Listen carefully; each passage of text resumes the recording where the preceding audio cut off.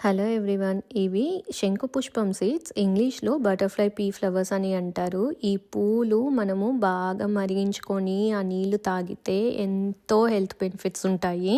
ఇప్పుడు నేను సో చేస్తుంది అయితే సింగిల్ పెటల్ సీడ్స్, డబుల్ పెటల్వి కూడా ఉన్నాయి. బట్ నాకు డౌటే అవి జర్మినేట్ అవుతాయో అవ్వవో. Let's wait and see. వీటికి కొంచెం జర్మినేషన్ రేట్ తక్కువే, అందుకే నేను ఒక చోటే చాలా ఎక్కువ సీడ్స్ వేసుకుంటున్నాను. ఇవాళ ఆల్మోస్ట్ ఫిబ్రవరి 2nd వీక్ స్టార్టింగ్ ఇది. ఇవాళ అట్లీస్ట్ 1 month అయితే పడుతుంది జర్మినేషన్కి. ఈ సీడ్స్ అయితే నేను లాస్ట్ ఇయర్ ప్లాంట్ నుంచి కలెక్ట్ చేశాను. ఇప్పుడు నేను 1 month ఫాస్ట్ ఫార్వర్డ్ చేస్తాను టైంని. ఇది మార్చ్ 3rd వీక్ ఆల్రెడీ. చూసారా, సో సాడ్. ఒక్కటంటే ఒకటే జర్మినేట్ అయ్యింది. దీని కల్ప్రిట్ ఏంటో చెప్పనా? తోటకూర ఇత్తనాలు. మీరు చూసే ఆ చిన్న చిన్న మొలకలన్నీ తోటకూరే.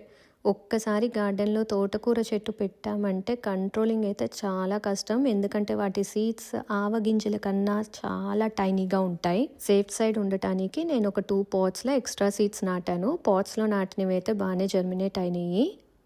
అది కూడా తోటకూర ఇత్తనమే. ఈ బయట జర్మినేట్ అయినవి నేను 1 or 2 తీసి హౌస్ లోపల ప్లాంట్ చేద్దాం అనుకుంటున్నాను. ఎందుకంటే వింటర్ రాగానే ప్లాంట్ అయితే నాకు పోతుంది, ఉండట్లేదు. లోపల పెడితే ఏమన్నా ఉంటుందేమో, ట్రై చేద్దామని ఆలోచిస్తున్నాను. మీలో ఎవరికైనా శంకుపుష్పాన్ని ఓవర్ వింటర్ ఎలా ప్రొటెక్ట్ చేసుకోవటమో తెలిస్తే నాకు కామెంట్ చేయండి ప్లీజ్.